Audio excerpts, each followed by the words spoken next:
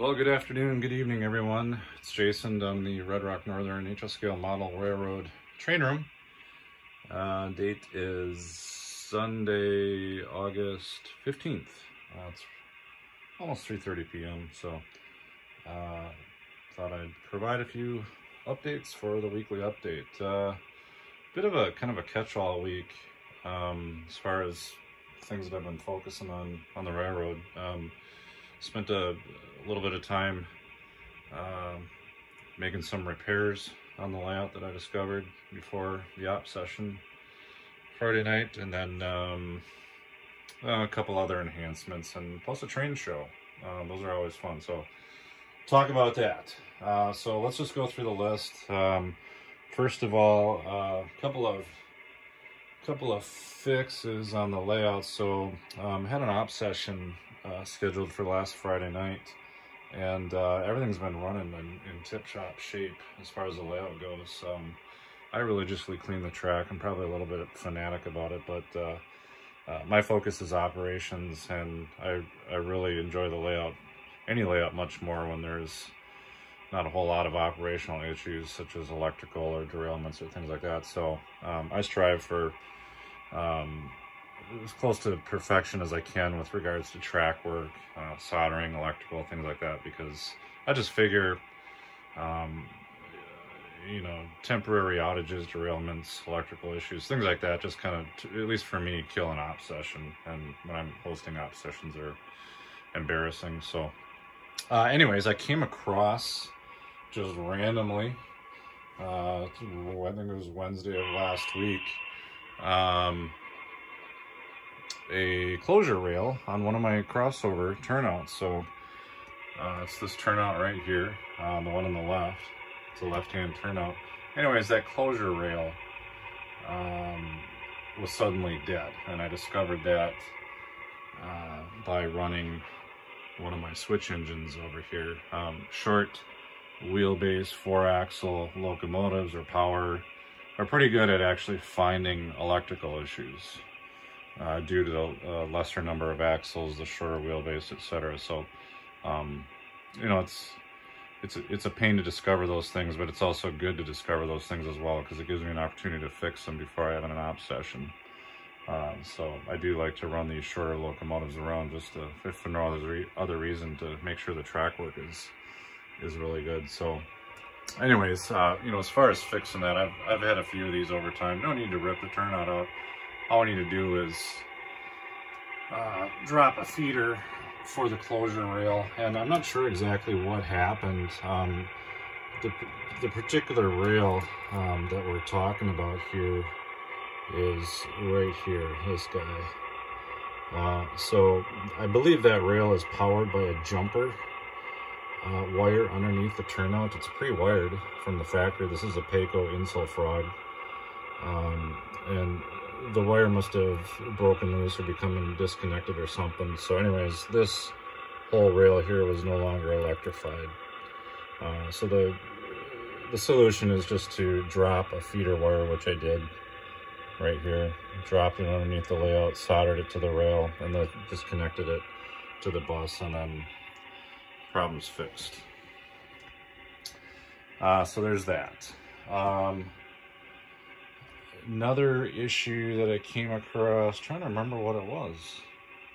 Oh, yeah. Nothing to show, but I guess I'll just mention it real quick. I came down to the layout, turned on the layout, and I was getting like 16 or 18 error code chirps or beeps from the Digitrack Super Chief, the DCS 100, and powered it off, powered it back on again, same thing, 18 chirps. I think it was 18. I didn't even count. It was a lot.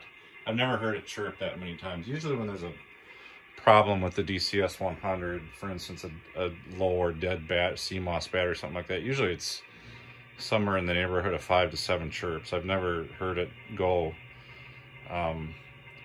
over 8 or 9, and I mean, just thinking about the owner's manual, I don't even know if it goes that high in the table of chirps. So something was clearly wrong, because I rebooted the DCS like 3 times couldn't get the problem to go away. I started taking locomotives off the layout, disconnecting throttles. The problem was still occurring, and just making sure there's no shorts on the layout, you know, like nothing obvious like a screwdriver or something. None of that. So at this point, there's clearly something wrong with the LocoNet somewhere, something that the Digitrax command station was pissed off about. So when that happens, you start narrowing it down by eliminating things. It's a lot like troubleshooting computer hardware, you know, pulling cards out until the problem goes away. So I started unplugging. You know, the first thing I was doing is isolating UP5 panels, so unplugging those, because I have had those go bad in the past. So I disconnected 50% of the layout by removing the LocoNet cables from UP5 panels. That didn't fix the issue. I disconnected, completely removed and powered off the Digitrax UR92 duplex receiver. That did not fix the problem. And so the only thing that remained was the newer Digitrax PR4 that I had. And so I disconnected that, powered it off, disconnected it from the computer, and sure enough, the problem went away. So it was, and then I plugged it back in and the problem came back. So clearly it's something wrong with the PR4. So I just completely rebooted that PR4 by removing all its power, removing the wall wart power, disconnecting it from the laptop, disconnecting it from LocoNet, basically a reboot. And then everything was all was well. Plugged everything back in, problem resolved. So I've never seen that one before, but I haven't had the PR4 for too long, less than a year. Like, I think I've only had it about maybe 6 months. So that's a new one. First time experience with that, but at least now I know what it is. Hopefully I remember for next time. So not too terrible, but when it first occurred, I was thinking the worst. Like, it was my DCS 100 that fried or something. Because I know when a CMOS battery dies, and I think my battery's about 2 years old right now, it's not nearly that many beeps. So I didn't think it was a battery issue. And of course, these things, you know, the turnout issue and the Digitrax issue, of course, happened the night before my op session. So it was actually a good thing that I came down to the layout room and worked that night and tested stuff, or else I would have encountered this stuff for my op session. And my goal is to make sure I've got as many things fixed as I can, so the layout is pretty much bulletproof. So enough of that. Gremlins. If it's not one thing, it's the other. It's another. Always something going on. That's why the layout is never finished. You know, 50% of it is, I think, half that statement has to do with, you know, upgrades, creativity, making changes. But the other 50% is just maintenance of the layout, because, you know, in the Midwest we have humidity swings and stuff just happens with the track and whatever else. And so you just end up constantly having to fix stuff. It is what it is. Nothing major though. Let's see, speaking of busted stuff, came down to the train room tonight, or this afternoon, and this ground throw right here was broken. So there was it was crooked. I noticed the throw lever was like pointing over here, so it was kind of busted out of this little saddle here, and it turns out the little pin had broken off that holds this axis in place. Now, originally I tried to glue it.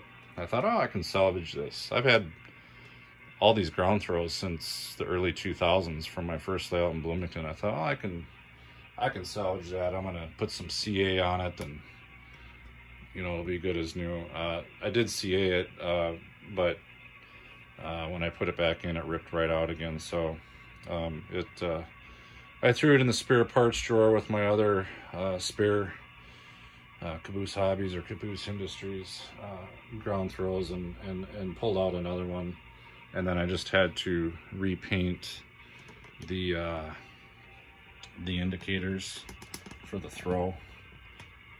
Take a look at that right here. You can see that's red when I throw it. green for straight through. So pretty simple fix. So that's repaired. While we're looking over in this area, one of the enhancements, I guess, if you want to call it that I made was earlier in the week, I actually planted this fence right here, this little section of fence. Okay, so kind of, if you want to imagine this fence is kind of protecting or closing off the, you know, the yard area. This is the entrance to the yard. This is the yard throat. It kind of blocks off the yard from kind of the public area, right? Here's a public street that anybody can go on. Got a railroad crossing sign, and the idea is that, you know, this fence probably extends well into or along, you know, the road. Keep people out of the yard. But really its function is not for that. Its function, the reason I put it there is to force layout operators, you know, visitors including myself, to try to use their right hand to throw this turnout. Okay, the reason I don't want them using their left hand to throw this turnout, if I bring my hand in here, let me move this back, you can kind of see why. If I take my big King Kong hand in here and try to set it down there to throw this turnout, we got this railroad crossing sign in the way. So eventually, using a left hand with this turnout, you know, someone, again, including myself, is going to end up busting off this railroad crossing sign. So I put the fence there kind of as an obstruction to, one, protect the railroad crossing sign, and two, to kind of provoke layout operators into not using their left hand, but as a habit, going to use with, you know, their right hand for this turnout, because with your right hand you can stick your, you know, your palm there and you can grab it with the, you know, the throw arm with the fingertips, and the fence is not in the way, and we're not knocking over the railroad crossing signal. So that's the purpose behind that. Let's see what else. These U-boats in the background. There's one there, the 5749, and there's one over here, the 5761. I've had these locomotives. These are Atlas U33Cs.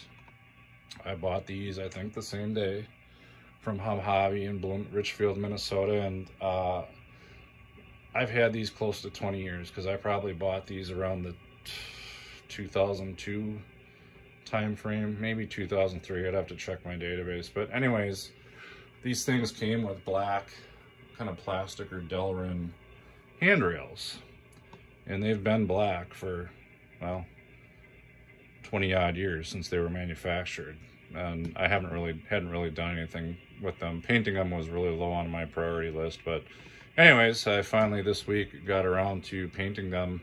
The color match is real good, so I used Floatquill. Found a bottle of Floatquill Burlington Northern Green, and finally got around to painting those handrails. Did a decent job. Got a little bit of slop and splatter in one or two spots on the locomotives, but I'm not too worried about it. They're very nicely running locomotives, and now they've got handrails to match. The other thing I could do to finish it is to go ahead and paint where the rails are being grabbed as we use the steps, paint those white. I believe those should be white, both on the front and the back of the units, just the edges there.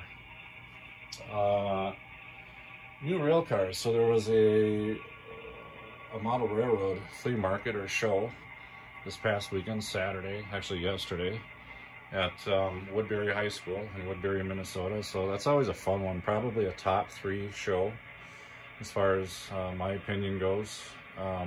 It's not the biggest show, but it's certainly not the smallest, but it's a fun show to go to, not too far away. But anyways, they had one on Saturday hosted by the Newport Club Model Railroad Club. And I usually go to those shows just to look around and window shop. This day and age, I'm not really coming home with much anymore, because I'm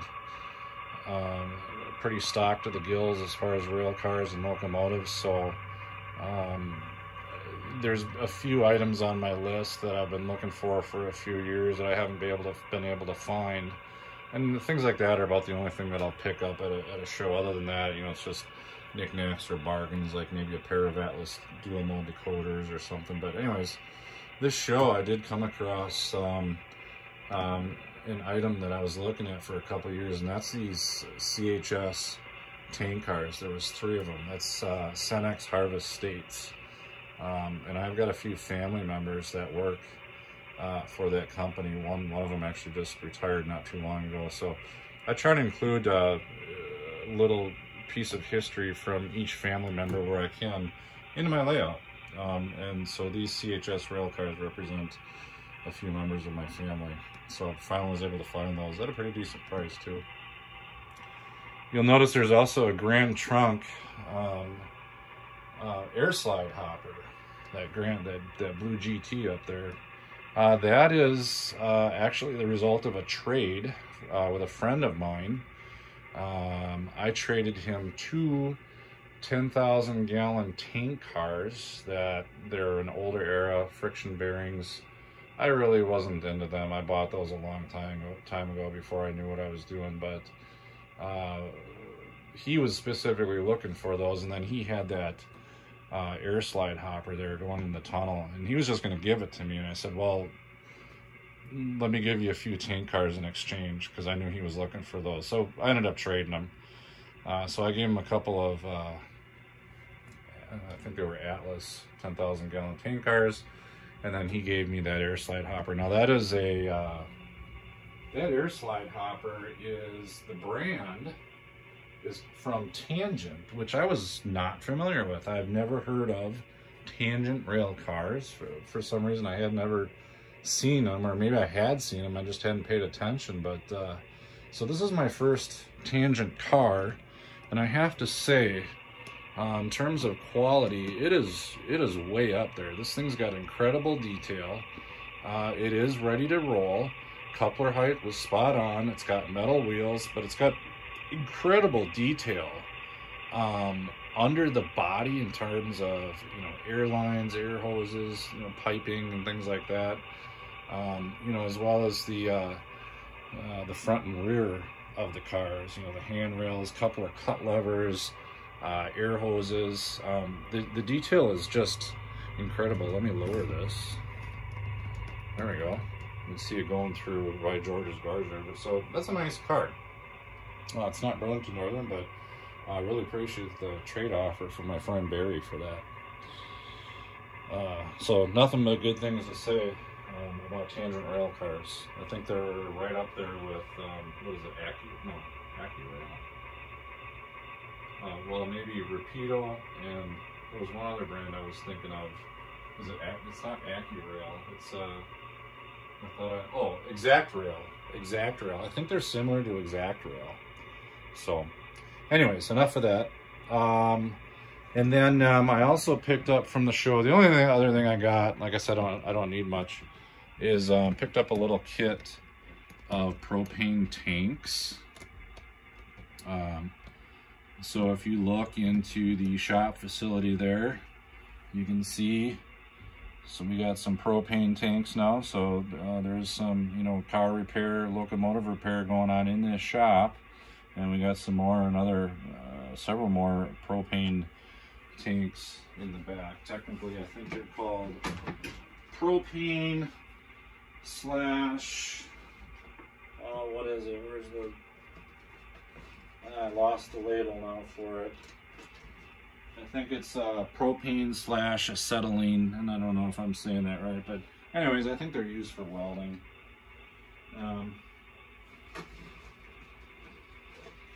Here we are. I had to dig in the garbage. I'll show you where those came from. So this is from Mini Details. Propane slash acetylene tanks. So I bought those from Perry's Hobbies at the train show. So, about $8 or $9 for those. All right, next on the list.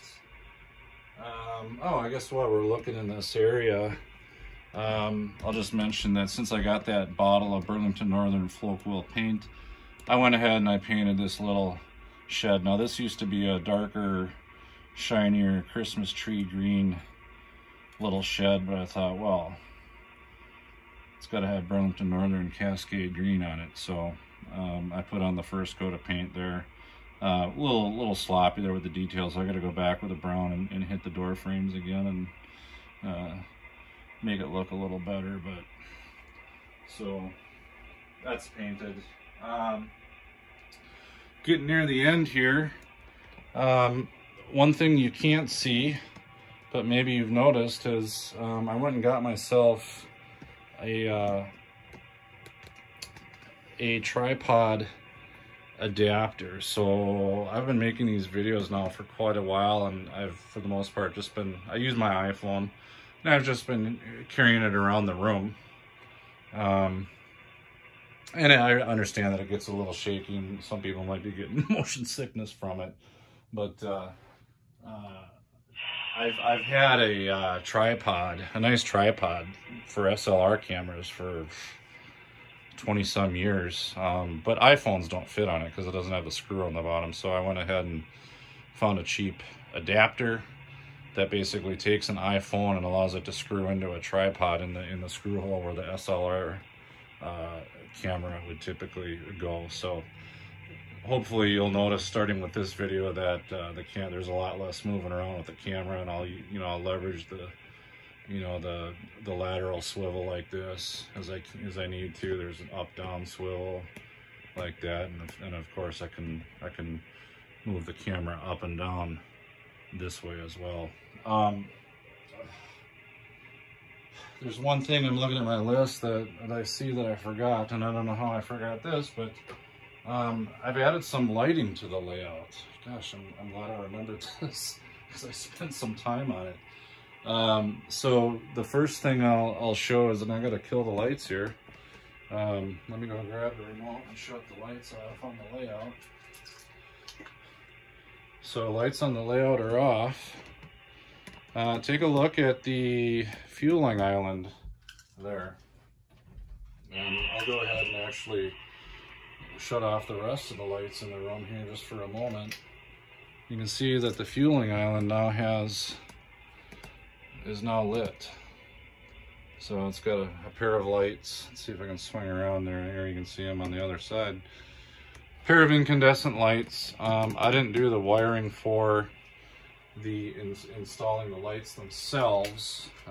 They actually came with the fueling island, but I did finally just get the time to connect them to the 12-volt bus and extend the wiring and all that good stuff. So, and I do some repair work on the soldering as well.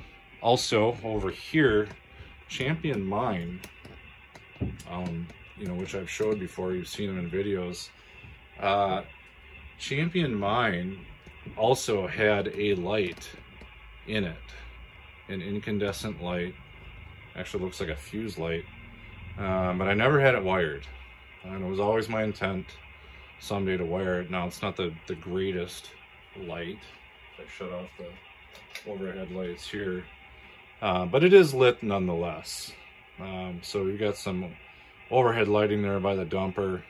I don't know how well you can see it, but gives the coal workers there some light when dusk hits, or maybe they're doing some loading in the evening, and they got some light to work with. So dropped the wires through the layout, and once again connected them to the 12-volt bus that I have running under the layout. I tied the lighting for Champion Mine as well as the fueling island. I tied that into, or I guess that'd be the sanders over there, not fueling, but I tied those into the 12-volt DC bus that I use for the layout signals. So things like that there over by the tunnel. Anyways, last but not least, we're at the 24-minute mark, so another lengthy video. We haven't had one of these in a while, but like I said, several items to cover. Last but not least, speaking of operating sessions, I'm holding them weekly at this point. They are scheduled formally on operatingsessions.com. Okay. Go out there, you know, as a non-member or non-registered user. You can look around, look at layouts. You can look at operating session invites, like stuff like that. But if you want to partake in a layout operating session anywhere around the country or around the world, I think for that matter, just create yourself an account, sign up for an operating session on the upcoming events, and get yourself out there if you like to operate. So I'm holding operating sessions weekly at this point to get some visibility to this layout. I'm trying to drum up more interest, meet some more people around the Twin Cities, and get them over here to, you know, to operate, make friends, socialize, get feedback on the layout, maybe learn some tips and tricks from them, hear about their layout, maybe being able to connect with people and getting over to their layout. There's a lot of layouts around Minnesota and the Twin Cities that you know, that are basically not published online. They're out there, and I hear about them, you know, new ones every couple of weeks. So anyways, if you're in the Twin Cities, you're in Minnesota, or just visiting in the area and like to stop over for a visit, either for a formal Friday night operating session, or if you're just coming in during the week, you know, sometime, and you want to, you know, come over for a visit, just give me a shout. Send me an email, comment on YouTube, call my mobile phone, whatever. And if I'm available, come on over. We'll have a good time, hopefully. So that's about it. Thanks everyone for watching, and have a wonderful week. Goodbye.